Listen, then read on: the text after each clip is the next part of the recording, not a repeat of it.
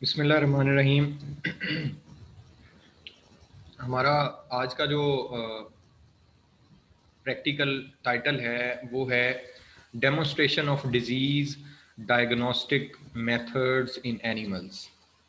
यानी जानवरों के अंदर जो बीमारी है उसका किस तरीके से पता लगाया जा सकता है, कौन कौन से तरीके हैं, कौन सी टेक्निक्स हैं, इसमें हिस्ट्री टेकिंग है उसकी बात थोड़ी सी होगी। उसके अलावा जो मुख्तलिफ टूल्स हैं, डायग्नोस्टिक टूल्स, उनकी बात होगी। तो सबसे पहले तो डायग्नोसिस की पहले भी बात हो चुकी है, मैं पहले भी डिस्कस कर चुका हूँ कि डायग्नोसिस है क्या। The identification of nature of an illness और other problems by examination of the symptoms is called diagnosis। यानी जानवरों के अंदर किसी बीमारी के जो सिम्टम्स मौजूद होती हैं उनको देखते हुए बीमारी को पहचानना, इसको कहते हैं डायग्नोसिस। और इसमें सबसे बड़ी बात जो है इसके डिफरेंट मेथड्स हैं कि भी किस तरीके से एक डिज़ीज़ को फाइंड आउट करना है। और क्योंकि हर चीज़ जो है, हर डिज़ीज़ जो है वो डिफरेंट फैक्टर्स के साथ जुड़ी हुई है, तो उसमें मुख्तलिफ टूल्स हैं। सबसे पहले जो डायग्नोसिस में जो बुनियाद बनती है उसको हम कहते हैं हिस्ट्री टेकिंग। हिस्ट्री टेकिंग, उसको एनमनेसिस भी कहते हैं, एनमनेसिस, हिस्ट्री टेकिंग, एनमनेसिस।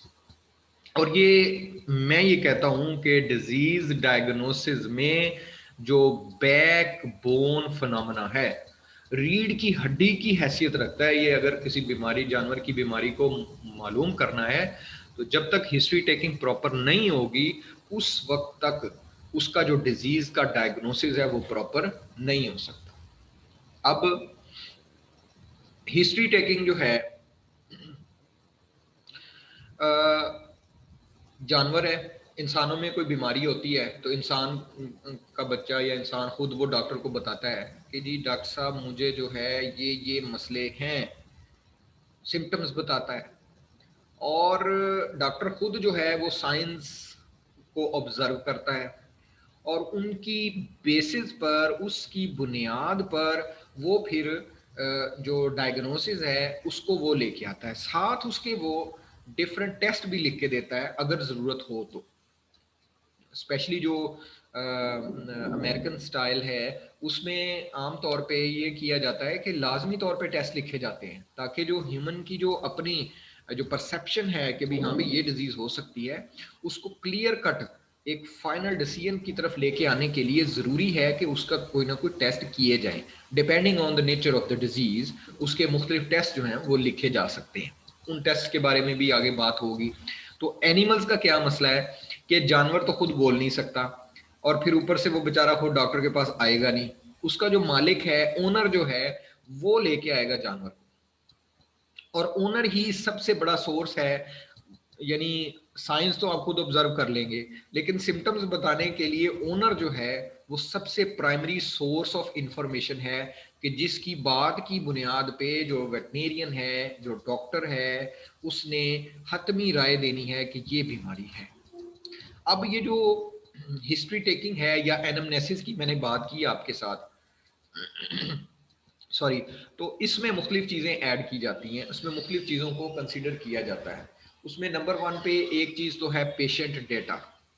पेशेंट डेटा और उस डेटे की एक मिनट, तो जो पेशेंट डेटा है, फिर उसके बाद इमीडिएट और प्रेजेंट हिस्ट्री जो जानवर की है, फिर पास्ट हिस्ट्री क्या है, उसके अलावा उसकी मैनेजमेंट एंड एनवायरमेंटल हिस्ट्री, ये 4-5 चीज़ें हैं जो एनामनेसिस के अंदर कंसीडर की जाती हैं।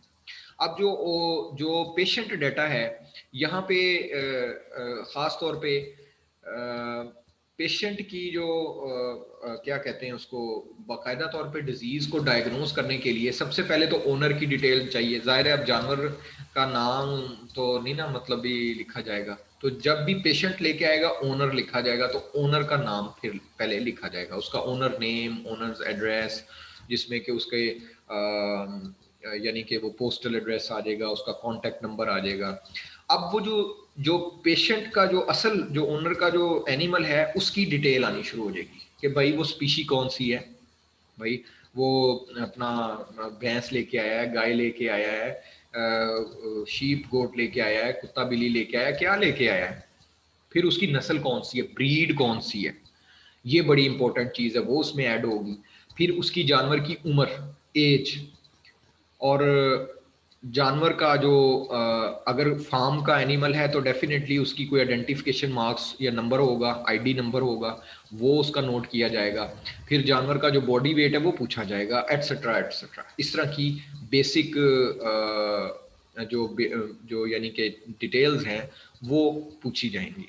उसके अलावा फिर जानवर के जिस्म की जो फिजिकल जो ऑब्जर्वेशंस हैं उसको भी कंसीडर किया जाएगा, उसको भी देखा जाएगा।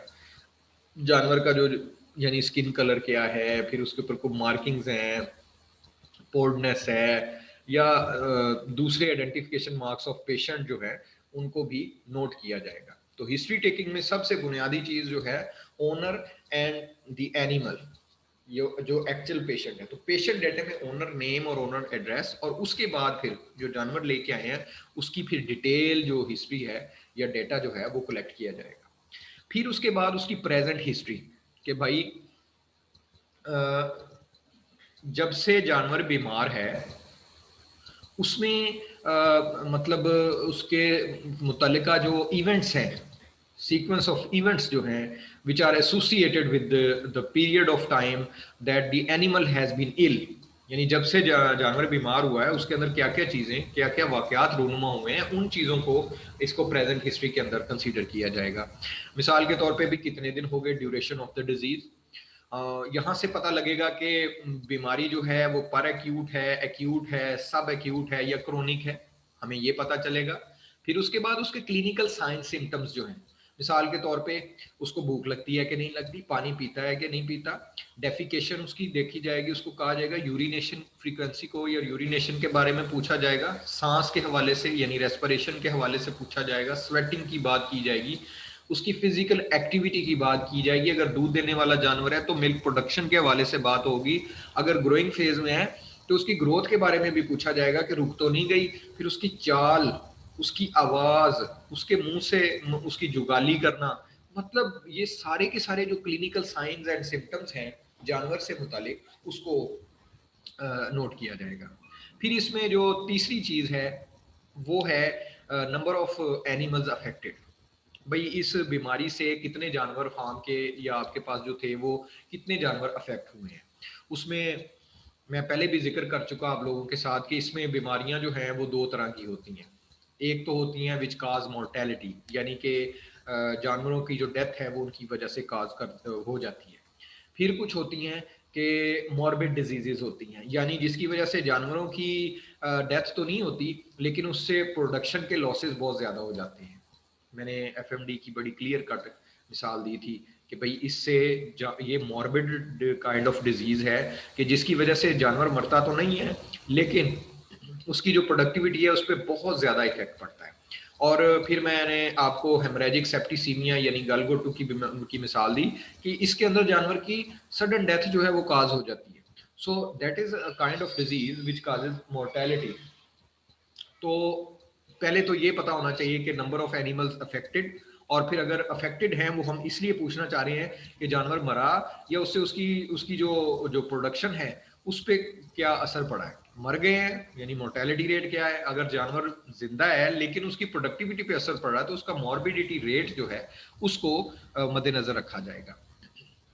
फिर अगर डॉक्टर के पास आने से पहले मसलन अक्सर औकात यही होता है अनफॉर्चुनेटली हमारी फील्ड कंडीशन में कि डॉक्टर को बुलाने से पहले तक वो सारे हीले बहाने सारे टोटके घर के जो है वो कर चुके होते हैं। तो अब यहाँ पे ये क्रिटिकल क्वेश्चन ये है कि ये पूछा जाना चाहिए कि ट्रीटमेंट गिवन पहले से, अगर डॉक्टर को बुलाने से पहले कोई ट्रीटमेंट दिया है तो वो कौन सा ट्रीटमेंट है।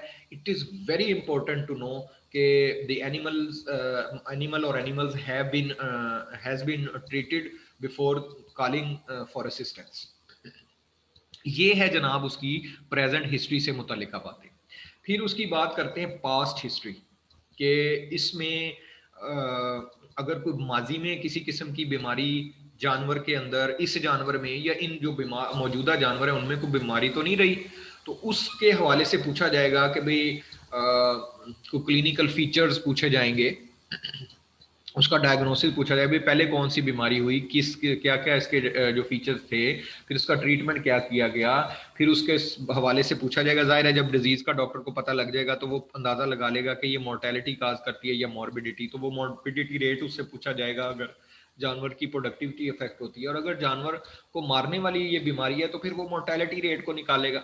अगर उसका पोस्टमार्टम कहीं हुआ पहले, स्पेशली ये हम लोग तो लार्ज एनिमल्स में इतना ट्रेंड नहीं है, लेकिन पोल्ट्री में बहुत ज़्यादा ये किया जाता है, तो पोस्टमार्टम ऑब्जर्वेशन अगर थी तो वो क्या थी, लैब टेस्ट करवाए तो वो क्या थे, और इस तरह की बीमारी से मुतालिका जो डिटेल्स हैं वो पूछी जाती है। और फिर जानवरों की जो रिप्लेसमेंट है वो फार्म के ऊपर या घर में वो किस तरीके से की जाती है उसको समझना बड़ा ज़रूरी होता है, वो पास्ट की हिस्ट्री है।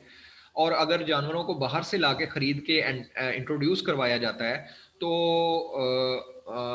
उसके बारे में ये भी पता होना चाहिए कि सोर्स एनिमल्स का स्टेटस क्या है और उनकी हेल्थ हिस्ट्री हमें पता होनी चाहिए।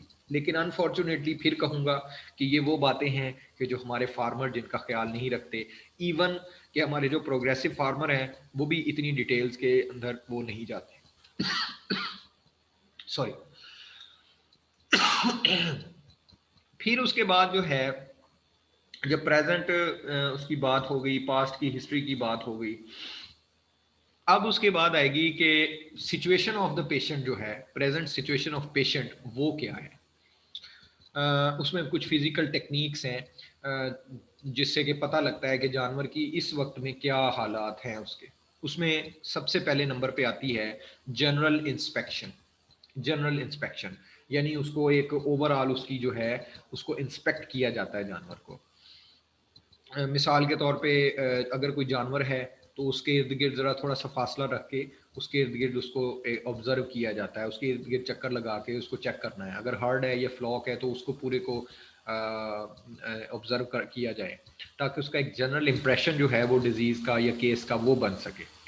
फिर जानवर का जो बिहेवियर है उसको नोट खुद करेगा डॉक्टर वेटनेरियन। फिर एपिटाइट उसकी उसकी भूख, उसकी जुगाली करना, फिर उसकी डेफिकेशन के हवाले से यूरिनेशन, वही चीज़ें जो शुरू में जो ली गई हैं। फिर उसकी बॉडी कंडीशन, बॉडी की कॉन्फर्मेशन जो है उसके बारे में बात की जाएगी, वो देखेगा डॉक्टर। फिर उसके बाद उसकी जो बॉडी की जो आउटर सरफेस है उस पर किसी किस्म के जो लीजन्स जो हैं उनकी बात की जाएगी। स्किन को देखा जाएगा, कोट वगैरह पे ऑब्जर्व किया जाएगा, nose, mouth, eyes, legs, hooves and anus वगैरह वगैरह।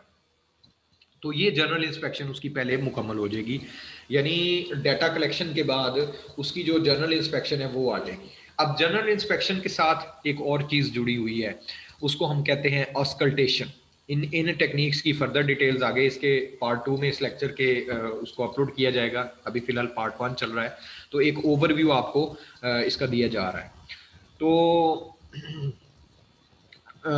ऑस्कल्टेशन क्या है, तो इसमें क्या है कि लंग्स, ट्रैकिया, हार्ट या एलिमेंट्री ट्रैक के जो डिफरेंट जो स्पेसिफिक पार्ट्स हैं उनके अंदर जो है वो उनकी जो साउंड है उसको ऑब्जर्व किया जाता है, उसको सुना जाता है। तो to listen the sounds produced by the functional activity of an organ located within a part of the body, तो इसको हम ऑस्कल्टेशन कहते हैं। तो एक डायरेक्ट ऑस्कल्टेशन है जिसमें कि जानवर का जो हिस्सा जो है उसको जो तरीका मतलब पढ़ाया जाता है, किताबी बात मैं करूँगा कि क्या किया जाता है कि जिस पार्ट को एग्जामिन करना है उसको दो हाथों से उसके ऊपर पहले तो जो कपड़ा है, पीस ऑफ क्लॉथ जो है on the part to be examined उसको स्प्रेड करना है। और फिर उसकी बॉडी के करीब यानी ले जाके कानों को, तो उसको लिसन, उसको सुनना है आपने डायरेक्ट। इसको इसीलिए डायरेक्ट ऑस्कल्टेशन कहते हैं। मैंने जब ऑस्कल्टेशन की बात की तो मैंने ये नहीं कहा कि भाई स्टेथोस्कोप से ही करना है, इसमें डायरेक्ट मेथड है जिससे कि आप अपने कानों के जरिए से ये चीज़ सुनते हैं। फिर उसके बाद एक है इनडायरेक्ट ऑस्कल्टेशन। उसमें स्टेथोस्कोप का यूज़ किया जाता है।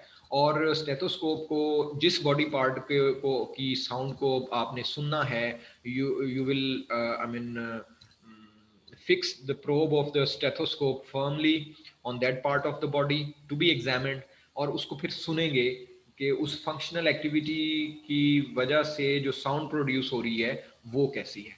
तो जो present situation of the patient है उसके अंदर मैं आपके साथ बात कर चुका हूँ जनरल इंस्पेक्शन की, फिजिकल इंस्पेक्शन कहेंगे इसको, ओवरऑल पूरे जानवर की बिहेवियर से लेके उसके hooves, legs, eyes, mouth, nose, skin, coat, tail to anus, everything. फिर उसके बाद जहां पे आपको गड़बड़ लगेगी आप उसका अस्कल्टेशन के थ्रू आप उसकी इंस्पेक्शन फर्दर उसको डीपन करेंगे।